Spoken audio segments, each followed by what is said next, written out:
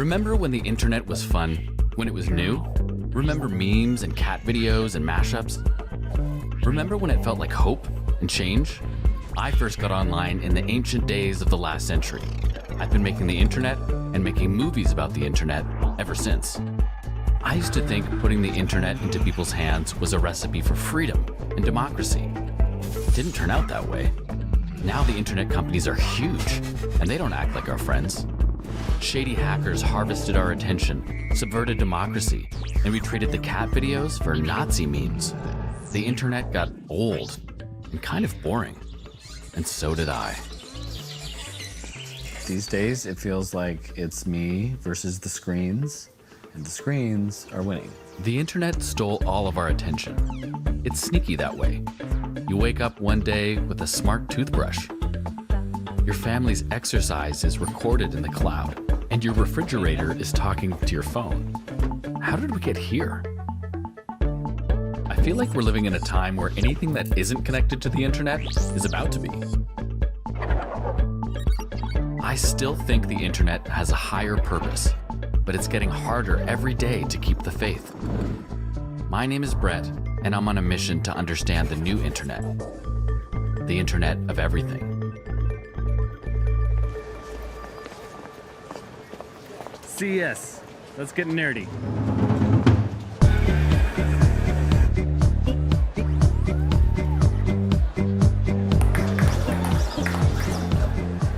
The Consumer Electronics Show is America's biggest gadget showcase. Hello? What is this? So this is an automatic cat toilet? Is this connected to the internet? Yes. What is it? It's a smart sprinkler system. Does it connect to the internet? Yes, obviously. Does this connected diaper connect to the internet? Yes, it will tell you the moisture and also if it's a pee or if it's a poop. This year's biggest trend, the connected home. What you'll see over here is our Sensate kitchen faucet. It's activatable touchlessly. It's activatable manually. And then now also via voice. So consumers can use Apple, Google, or Amazon to turn the faucet on and off, and then also just spend. Google. We'll want to show you our Numi 2.0 toilet. So we talked a little bit about intelligent toilets. Your Amazon Alexa is actually embedded into this product. You spend time in this space, use Amazon Alexa while you're in here to set the mood, play the music, change those lights that you just saw. So all the capability of Alexa built right into the toilet as well. Usually this is not a place where I want the internet to be, right? Why have you guys put the internet in the toilet? Not necessarily meant for you to have to use it while you're on the toilet. It's meant to use while you're in this space. Ah, so that's the way that you bring the microphone into that room is via the toilet. Alexa and the Google Homes have embedded microphones already. I'm just giving it to them in a more seamless experience and also kind of a use case that makes sense. Can you tell the microphone to not be on? Of course, you can always turn the microphone off, just like you can do with Amazon and with Google. Okay, I'm sold. I get it. A microphone in my toilet is the latest example of tech companies trying to make themselves indispensable. That's why they need to make all the dumb objects inside my home smart. Open can. At CES, really what you have is Google and Amazon going against each other with their smart assistants, trying to prove whose smart assistant has the most utility, which one it can be in the most devices, like billions of devices, and who's really going to win out the smart assistant wars. These companies have a whole new vantage point into your life. It's a computer in your bedroom. It's a computer in your living room. It's a computer that's listening. It's a computer you talk to. It's a computer you're friends with.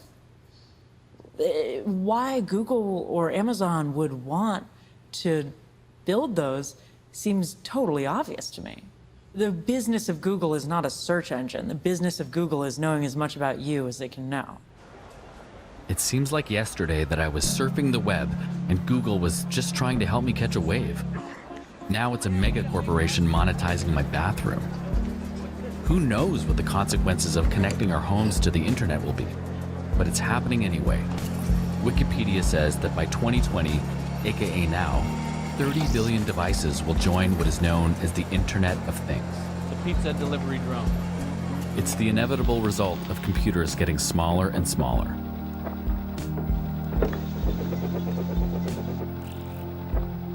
You start with industrial computers, Computers were incredibly expensive. There'd be one at MIT that everyone would share. Then computers got cheaper. People started getting them in their houses. Then you got mobile phones, and that really meant that humans were, for the first time, completely trackable online. And then the Internet of Things is getting all of the electrical products in your house online. It's, if there's something that has electricity, it's going to be Wi-Fi connected, and that's the Internet of Things. The Internet of Things is like a never-ending gold rush. There's limitless possibilities when you're on a mission to connect everything on Earth. It's a bonanza for Silicon Valley. Is San Francisco as good as everyone says it is? Yeah. The companies that are shaping our country and our world for better and for worse are made here. Uber, Airbnb, Facebook, Google, these aren't made in Brooklyn. These are made in San Francisco. If you're a 22-year-old and you want to make your fortune in America, you come to Silicon Valley. I mean, the Internet of Things is successful because it makes life more convenient. And humans are willing to give up all sorts of things for a modicum of convenience. For a hint of what my fellow nerds would bring to market in the next few years, I went to an investor pitch day. We kind of see the most interesting stuff in the connected space as being things that sort of improve whatever process they're part of because of the access to data. So whether that's a health tech product that helps you understand overall patterns in your own health and other people's health, or whether it's a product that helps in an industrial manufacturing process, anything where there's kind of a Trojan horse into a larger world, we find really interesting. Every startup I met was connecting something to the internet for the very first time. One of them was aiming to collect data from inside a human body. This is Keg. It's a small Kegel device that vibrates, and while you're exercising your pelvic floor, the Keg is sensing the data about your intimate health and your fertility. So this data is pulled into our cloud. You get a fertility result, but you also can export it and connect to the fertility specialist. It's very cool Fitbit for your vagina. So this is a healthy woman. Here's when she was ovulating. And this is the window where she was able to conceive. Her best time was like here. Then we have a woman that has problems with hormonal balance. Her chances of conception are actually lower, and her fertility window is much shorter. There's like a huge disconnect between the real data, what is happening in you, and science, and then it's like a lot of nonsense. So like really help a lot of women. Half of my team are women, electrical engineers. So every time we make something, we immediately test. What's it like to be a female founder in such a geeky kind of world? Okay, that's terrible. Why? Because okay, the market is huge, but pitching men investors product for vaginas, it's very challenging. How long did it take you to make all that? This to this, 8 months. Hold on. Has a line been crossed here? Should the human body be off limits to the internet? Christina's startup is certainly pushing these boundaries, along with a steady stream of wearables, implants, and other devices joining the Internet of Things. Companies are measuring our heart rate, our breathing, our sleeping. We send this data to our phones and to the cloud. Once it's in the cloud, it becomes a resource. Companies can decide how they want to use it, and some of them sell it. Data broker is a huge industry in the United States, gathering all this information and then selling it. Traditionally, it's been used for marketing and advertising, but now it's being used more and more in the healthcare space and in the health insurance space. They are ranking you and scoring you based on their algorithm's definition of whether or not your lifestyle leads to healthy habits or unhealthy habits. You know, if a woman buys plus-size clothing online, they predict that she is more overweight and more likely to be depressed, therefore more likely to have high healthcare costs. That could lead to people paying higher rates. There's a proliferation of devices, you know, that can track our health information, but the technology has moved beyond where the law is to actually put protections in place for consumers. And so the data can be used in a lot of ways that people would never even imagine that it would be used. This is Eric. He has sleep apnea and uses a CPAP machine to sleep at night. That I snore really, really loudly, and I keep my wife up So in order for that not to happen, I have this really ugly machine that I put on my face and that blows air into it. Which is like a horrible thing, but you do it for love. But what Eric didn't know was that his insurance company was recording his snores, secretly monitoring if he was using the device properly. Then they called him up. Oh, it says you haven't been compliant. And I said, well, what do you mean I haven't been compliant? What does that mean? And she said, well, it looks like you've only used the mask for like 3 hours on Tuesday and 4 hours on Wednesday. And that's when the record stopped for me. Poor Eric. The insurance company used his data against him. His private American healthcare denied him coverage for a new mask because the data showed he wasn't using the machine properly. Let me get this straight. The reason you're not giving it to me is because I haven't been compliant. And the reason I haven't been compliant is you're not giving me the thing that you need to give me. Just like... This is the reason why we started KEG. KEG is the only patent-pending device, consumer device, which is tracking vaginal environment for fertility. So the device takes the fertility data, and they are also looking for how to use our data for the future of the research, because as you can imagine, we are collecting also the data that we don't know now what they could be useful for. Because fertility doctors are going to hate you.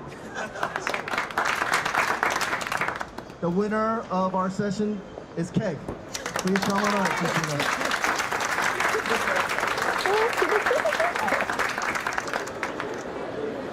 The people who want this data the most are our users. You know, they want to know their health data. So we will probably try to just elaborate our model so we can monetize there. But I would try to avoid selling to third parties if possible, because, you know, what do they will create a crazy insurance model for women who are at risk. Amazing, you know, you don't really want that. Say more about that. You don't want to create a disadvantage for someone in a health system just because you have their data. You know, electric toothbrush, it knows how often you're brushing your teeth. So it knows, you know, how likely you are to get something wrong with your teeth, which then affects your insurance rate. So this is what I'm talking about. And when you have a woman which will have fertility problems in future, would you want her to have higher insurance? I don't. I don't. Living in the future is weird and confusing. I like what Christina is doing, but I do wish she had some legal guardrails. We don't really know the worst case scenarios with the internet until after they happen. And it always seems like something that's convenient for one person turns into a nightmare for someone else.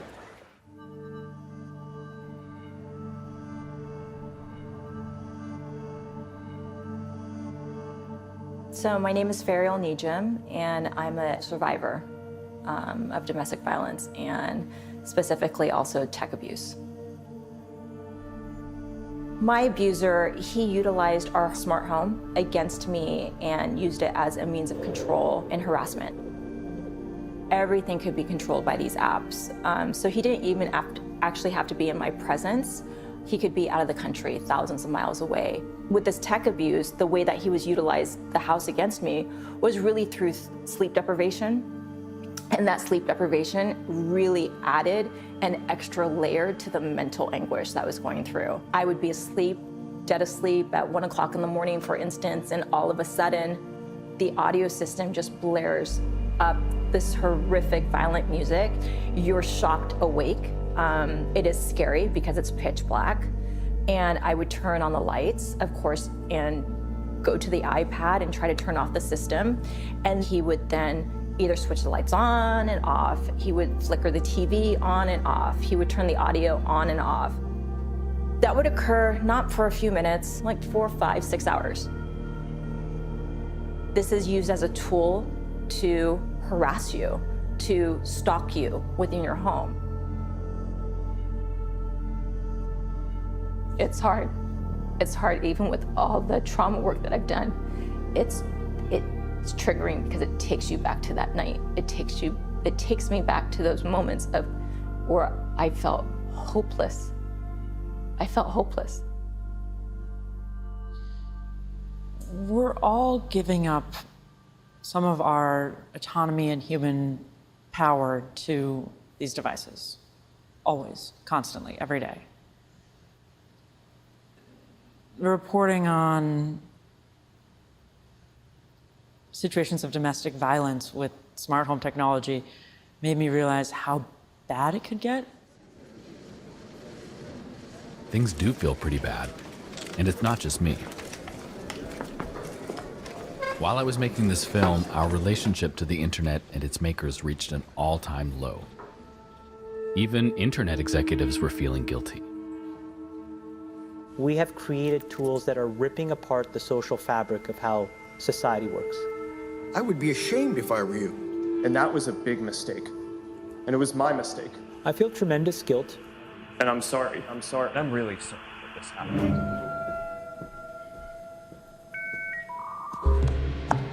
The internet, a scientific breakthrough, is punished by the gods.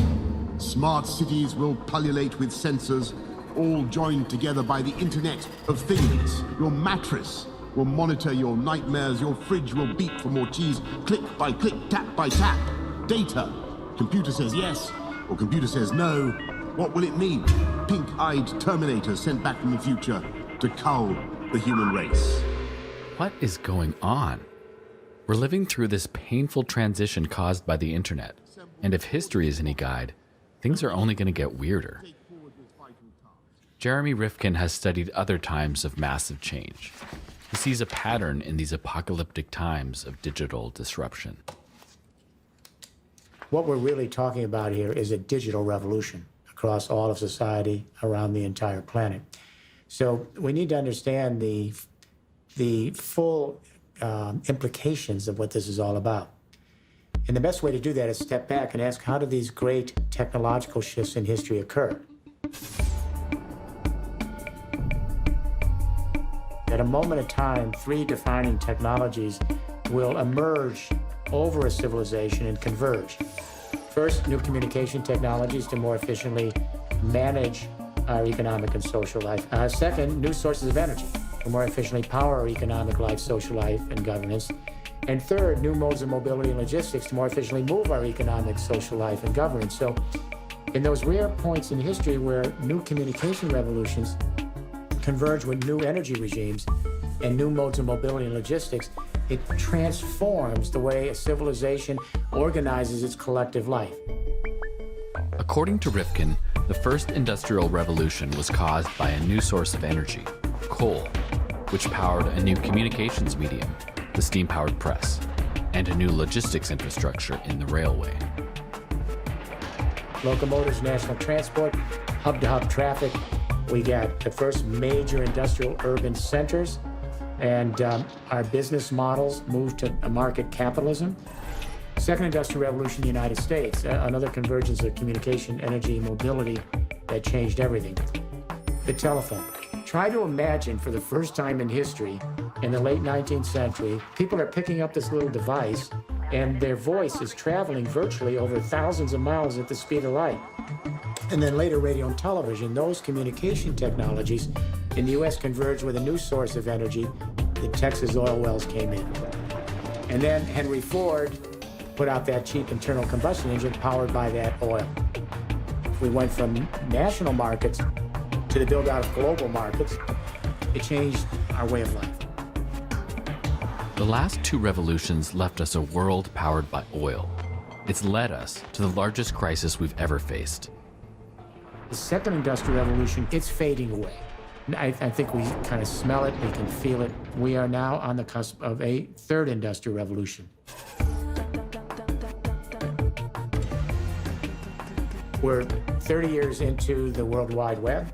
3.5 billion people are connected digitally in their communication. That communication internet that's now connecting the human race is just now converging with a renewable energy internet. Millions of people are producing their own solar and wind, and what they're not using, they're sending back on an increasingly digitalized power grid. Rifkin's thesis is that communications and energy are already online. And when autonomous vehicles connect to smart roads and urban infrastructure via the internet, the third revolution will be complete. communication internet digital, the renewable energy internet digital, the mobility internet digital, to manage, power, and move the economy and society. They ride on top of a platform, and that's the Internet of Things. We don't need to wait for self-driving cars to see how the way we move things has been changed. Shenzhen is the city the internet built. Anytime you order anything electronic from Amazon, you've set off a chain of events that would have passed through here, the Washanbei market. 90% of the world's electronics come through Shenzhen, and that's why this former fishing village went from 30,000 people to 12 million in 30 years. It's central to Chinese tech companies like Tencent, Alibaba, and Huawei. This is not a shopping mall on steroids. It's part of the world's most advanced electronics supply chain. Each one of these booths is actually the front office of a factory on the outskirts of Shenzhen. The moment I check out my order, the internet connects me to this factory. And if you're making a new device for the Internet of Things, there's nowhere faster than Shenzhen. In this market, you'll find every piece necessary to build whatever you can dream up. It's why Christina joined the never-ending parade of startups who come to Shenzhen and prototyped Keg. I came to Shenzhen because you can quickly prototype. So for example, when you do a prototype in the United States, it takes ages to get anything ordered, a PCB made, PCB assembled. But here you can do everything in one day. Really new, like for example, this subway station. A year ago it was not here, they were not open. Yeah, they're like moving super fast. China is quickly moving to become the leading nation of the third industrial revolution. This is not well known in the West, but China's leadership began to realize that CO2 was a big problem. The chairman of the National Electricity Grid, the state grid, announced a massive multi-billion-dollar effort, now operational in the new 5-year plan, to digitalize that entire utility grid, put it in place, generate their own energy, and share what they don't need back to the grid. Boom, like that. They're putting out millions of electric vehicles right now. Millions right now, over the next few years. They're already in production. It's hard not to be impressed by China's speed. But the implications for connecting an entire society go beyond smart energy grids and can be, well, creepier. Chinese cities now collect data from millions of surveillance cameras, from public transit, and from sensors embedded in streetlights and buildings. Data about where people are and what they're doing. If you live in Hangzhou, you are part of an experiment in modifying the behavior of citizens known as social credit. 现在我们要去坐水上巴士，可以用我们的杭州市民卡 APP， 里面有一个钱江分，我们领取公交卡了以后呢，就可以扫码上船。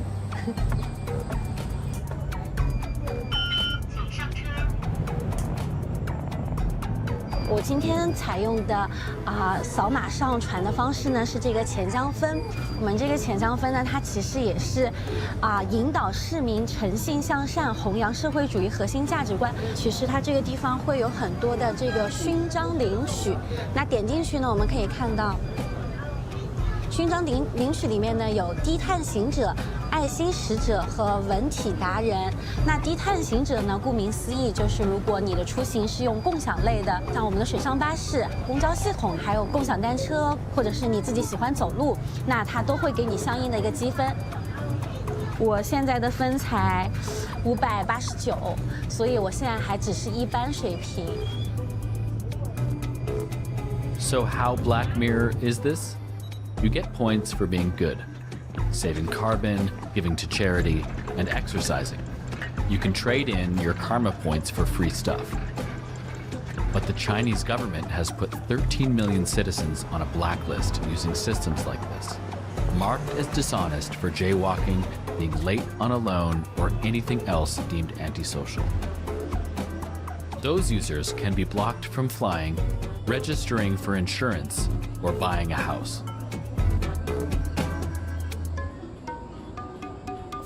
Tying it all together is a payment system created by Alibaba that has completely replaced cash. Its algorithm examines your purchases to determine trustworthiness. It's kind of like if Amazon was your bank.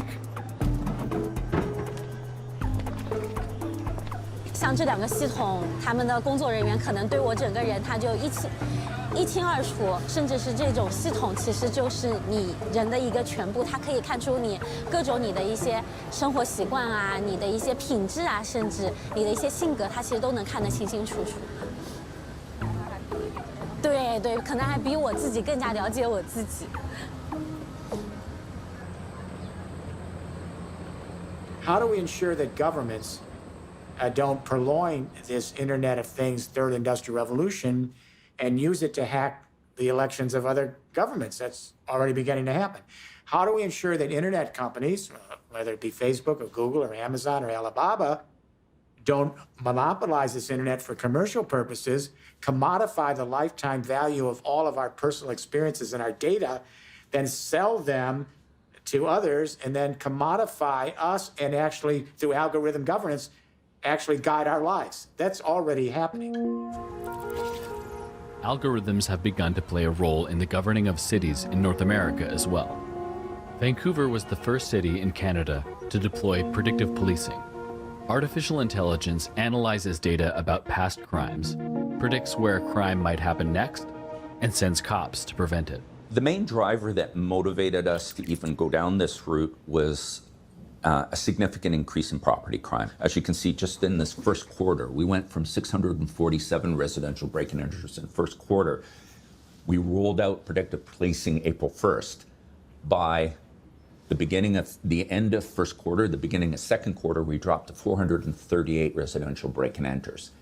That number is the lowest number of residential break-in enters we have going back 30 years of data. So when we load this up, this shows the active forecast. 1, 2, 3, 4, 5, 6, 7, 8 houses. That is pretty much. One of them out of these 6 locations will probably observe something suspicious. Does this actually work? Yeah, you saw the numbers. But on any given time, if a police officer goes there, they have a 30 to 60% chance that they will actually prevent that. Yeah, you have to have cops everywhere on all those locations that rotate every 2 hours.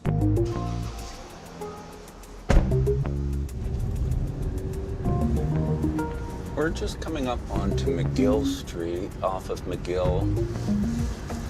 So we're literally right in the forecasted location right now. Is there often break-in enters in the middle of the day? Yes. Yeah, you'd be surprised. Between 2 to 4, you actually get quite a few. I do want to clear that stuff, and we are heading back to me. Looking for anybody that looks like they would be casing a place. This is algorithmic policing, and that's what we're talking about. It's the advent of algorithmic policing permeating into everything we do. Vancouver police are seeing results after only a year. Los Angeles has had systems like this for far longer, and it's producing some unintended consequences. The 50 blocks that comprise LA's Skid Row are one of the most heavily policed areas of the United States. This 50-block neighborhood is where many of the 48,000 homeless people in the city live. It's also home to the Stop LAPD Spying Coalition, who have been opposing predictive policing since 2009. One of the ways to speak about data-driven policing is that certain communities are very much overrepresented in this data. So in essence, it creates a feedback loop of the same, just deployment of policing in these communities. Skid Row lies next to some of LA's most valuable real estate. It's bordered by the Arts District and the downtown core. Layered on top of the entire city of Los Angeles is an algorithm called Predpol. Systems like Predpol analyze crime data to produce a series of 150 square meter hotspots around the city that determine where police officers patrol. Whenever someone reports suspicious activity, the algorithm collects that data. So right now, we're standing right here, right? Yeah. So we filed for public records to see, okay, so what were the hotspots? That the hotspots were on the periphery, on the outer boundaries of Skid Row. So you have the gentrifiers who are moving in. They see somebody from Skid Row walk into the neighborhood, and immediately they call the cops. So that's a call for service, that there's a suspicious person in my neighborhood. So the whole idea is to create this whole digital boundary where somebody walks in from Skid Row and goes across Los Angeles Street, where there's Hipsterville and bars and everything else. They're going to be thrown up against the wall. They're going to be harassed and intimidated and basically given a ticket. And contained. And contained. I've been a resident in Skid Row for 15 and a half years.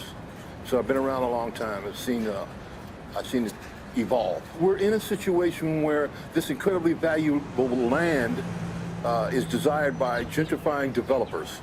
What pisses me off the most about this entire situation is the dehumanizing criminalization of the homeless. You think these predictive policing programs are part of that? Yes. Yes, absolutely.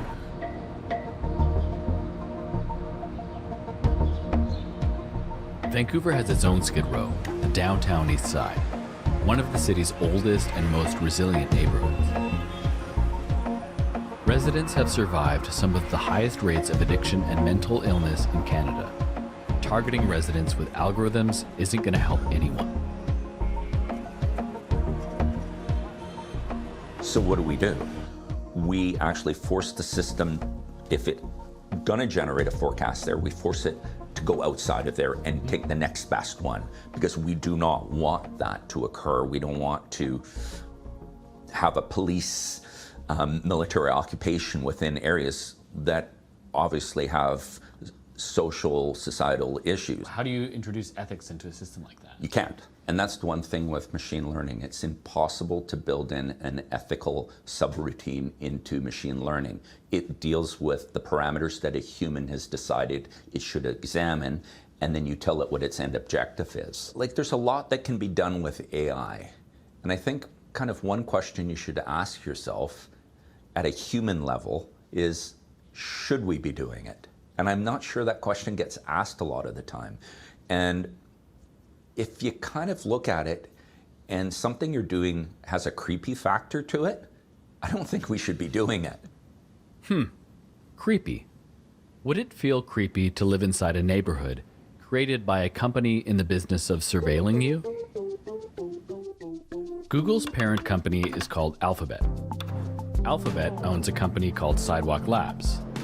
In 2017, Alphabet's Eric Schmidt traveled to Canada and proposed Sidewalk Labs built a neighborhood in Toronto from the internet up. Wouldn't it be nice if you could take technical things that we know and apply them to cities? All of these things that we could do if someone would just give us a city and put us in charge. It's no joke. They've proposed a city that bakes in the internet. But try and Google what it will look like, and all you'll find are images that look like 1970s science fiction covers. The only thing that's clear is that the internet will be in everything, and that Google's sister company is in full-on PR mode. You can increase the green space, the density.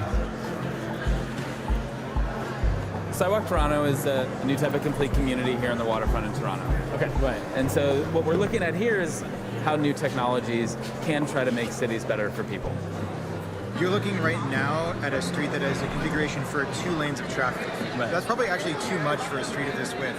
So you can imagine maybe on the weekend you want to use it like a plaza. So the street turns white, you block off the edges in red.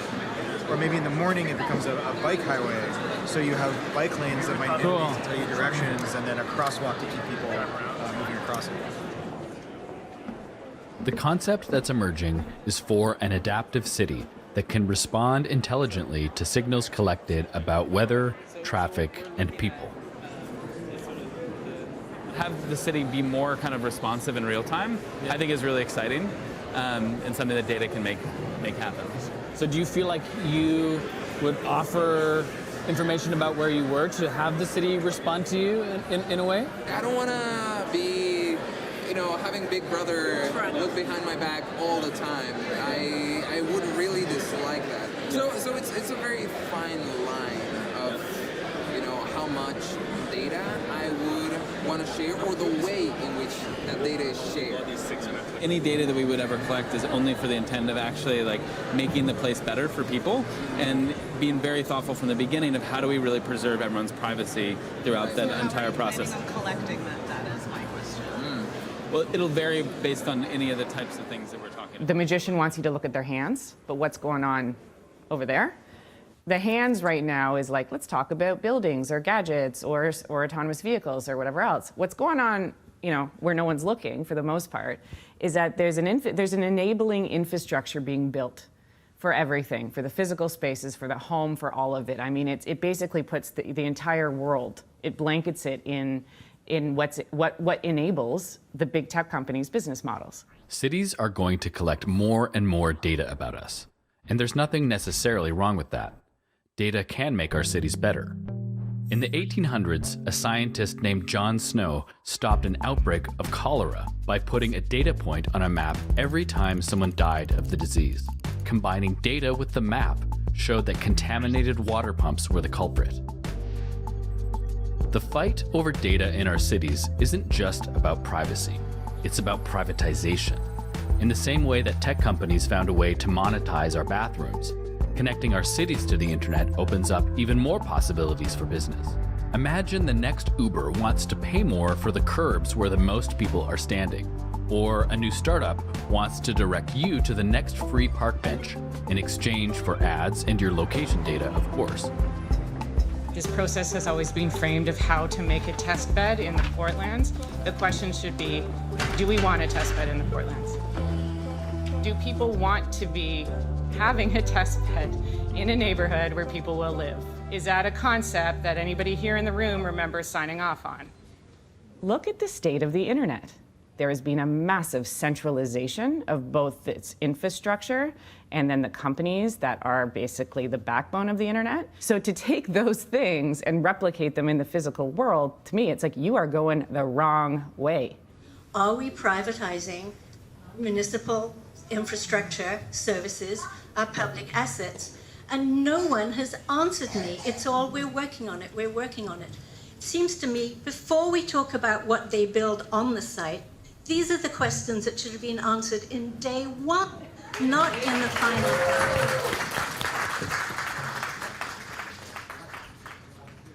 You know, technology and computer science, nothing about those things is inherently capitalist, right? Governments can empower themselves with those tools, and they can have a public service that knows how to use these tools and build that capacity up in government. Even with all the pushback, Sidewalk Lab's plan seemed inevitable. Are there only two choices for the city of the future? A surveillance state or corporate experiment?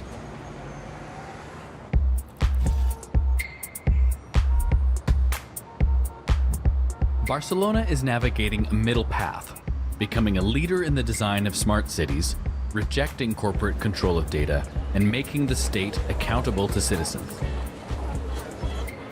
For us, data is like another public infrastructure, like water, like electricity, like roads, like the air we breathe.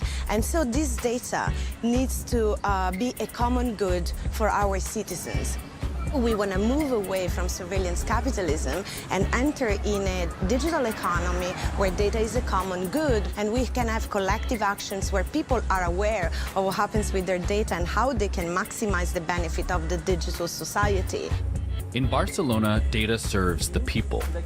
Take the Smart Citizen initiative. It's a simple sensor that's 3D printed locally and distributed freely. Sensors were installed around the city to collect data about CO2 emissions, pollution, and noise. Citizens then pressured City Council to enforce quiet zones. Cuando tienes unos datos en tus manos, tienes la posibilidad, tienes el poder de manejarlos. Smart Citizen is a project of Fab Lab Barcelona. The machines and the people here turn information into things, bits into atoms. Instead of just writing a white paper about how we think that the smart city could be, we said, okay, let's make a project out of it. Let's make an experiment. Let's build something. We're a Fab Lab. We know how to build things, so we can think about ideas, but also build them and test them. We'll make tools for data collection. We'll make tools for data sharing, and we'll see how we engage people into that. If you can make almost anything in a Fab Lab, then you can make the things that make almost anything in a Fab Lab, right? So you can make machines that make machines that make machines. You can, instead of shipping smartphones from China, you can actually make them locally in every city. You can design something in Barcelona and it could be made anywhere in the world. So you don't have to move materials, you move information. In 2014, Barcelona made an audacious pledge. Everything the city needed would be produced locally within 40 years. Clothes, cars, phones, everything. I want Barcelona to be the leading city in the new industrial revolution. What we are doing in the Fab City project, which is, have this large mission on making cities to produce locally what they consume by 2054, is trying to align these Fab Labs as a backbone kind of resource in order to start the transition to local production in cities, but at the same time operating it as a distributed and open network worldwide. So we right now have 28 cities that have pledged to the challenge that we launched in Barcelona in 2014. The mission is very clear. Let's try to make sure that we can live in this planet without compromising our future. Anyone can join the Fab Lab network online. Their belief is that by producing locally, they'll reduce the waste and carbon cost of shipping materials around the world. It's an urgent mission. Anastasia joined to invent new materials that can be created sustainably. So there are different materials, and if you want to do one of them, you just follow the recipe. And these are the ones with the food waste. So these ones are with coffee grains, and this one with orange peels. Can this replace plastic? Yes. In 20 years, what do you want this to change?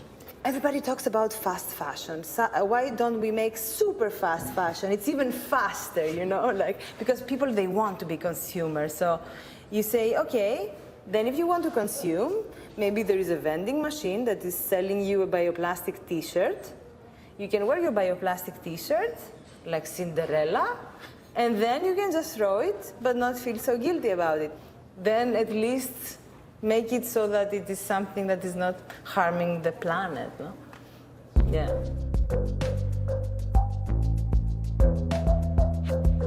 To realize the Fab City vision for cities to be self-sufficient in 40 years, we're gonna need to figure out how to make food and have a new relationship with nature. The Green Fab Lab was set up in Barcelona's Central Park to get started. Going from how to make almost anything to how to grow almost anything. Self-sufficiency in materials, in production, in food production, energy and water. It's about understanding what we can consume and what we produce. But the Fab Labs are wonderful places to create and to have the power of production in your hands.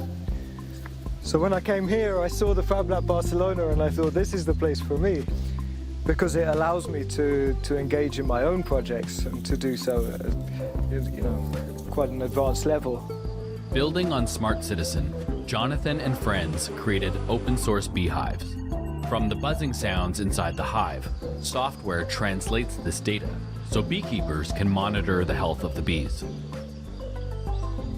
You can download all of the files and you can put that onto a CNC machine and make one yourself. A little bit like an IKEA kit, and you can mount it yourself. No screws, no glues, you just bang it together.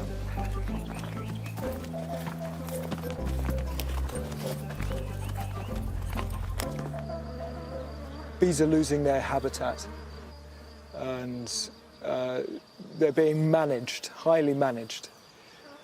And so it's kind of interesting to just let them do what they would want to do, observe them, not try and maximize their production, but work with them in a little bit more, in a slower way. When I set out to discover how the internet was evolving, I don't think I imagined I'd be squatting in the dirt looking at a beehive. It's crazy, but it's probably less crazy than the Internet of Things would seem to anyone alive 30 years ago. We are at the beginning of something.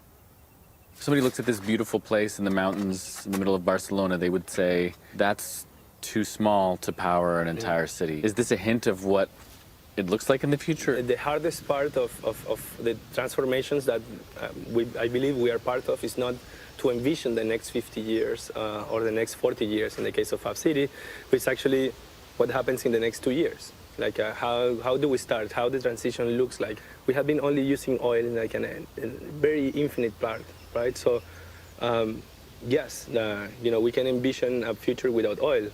The problem is to start to building it now, and I think that's the main challenge. We need to build the transition, and I think that it's enough of building like visions of a future. Frameworks and pledges and exactly. declarations. Yeah, I think that's enough. It's just an excuse to have a timeline, but now it's about building it. Sometimes I listen to myself and it's like, this is so naive. Like, what the f are you saying? But it's like, at the same time, it's like, but what other alternative I have that can make it happen, no? So In the early days of the internet, there were no business models, no users to capture, no data to mine. The purpose of the web was written right across its first logo. Just the words, let's share what we know. What I saw in Barcelona was the first step towards people using that invitation to share knowledge to solve the biggest problems before us. The UN panel on climate change says we now have 11 years to transform the entire world. We're in a disaster mode from here on in. Anyone that believes this is the age of progress, that's history. This is the age of resilience. Can we do this in a few years? We laid out the entire first industrial revolution in 30 years. It can be done in 20 years, but we now have to wake up. And that's where this digital revolution will help. If Christina stays true to her mission, she has the power to change millions of women's lives for the better. And her promise to do right by their data could actually be more profitable than selling them out. Entering mass production in China, she gained something to keep her honest that she didn't have before: users. This is my keg. I'm not going to. So I have the keg app right here. This is my graph. I think Christy will succeed because the world is comprised of 51% of women, and there's so little investment in our health. Because knowledge is power, right? And I don't have time to wait around and gets pregnant God knows when. I'm already 39, I have no time to waste. Christina launched a crowdfunding campaign that sold out in less than 2 days. She had enough orders to bypass Amazon and sell directly to the women who needed her product. Women who had made their reservations on our waiting list is around 4,000 people right now, within a few weeks. So it's quite crazy. The other alternative you have on the market right now, it looks like this. It's crazy. Good luck. Technology is neither good nor bad nor neutral, especially the internet. We can use it to make things in new ways, or we can make things that use us.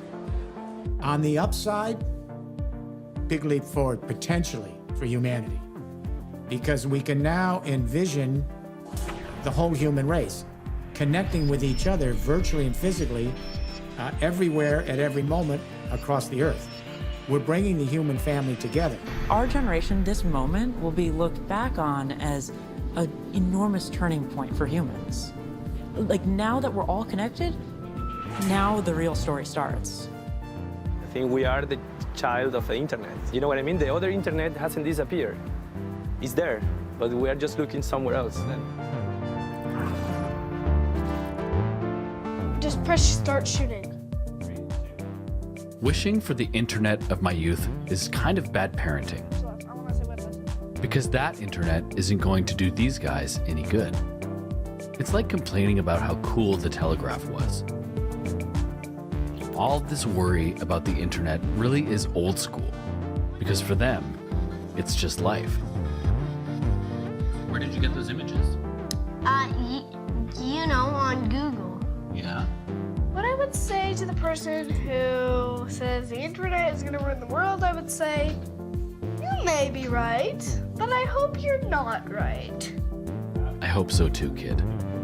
Maybe my internet is getting old and boring, but your internet can be anything.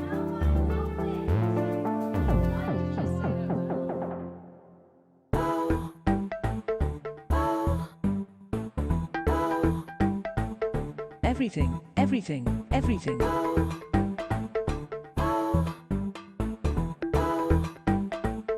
Everything, everything, everything.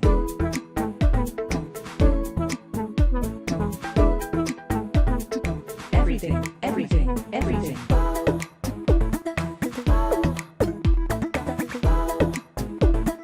Everything, everything.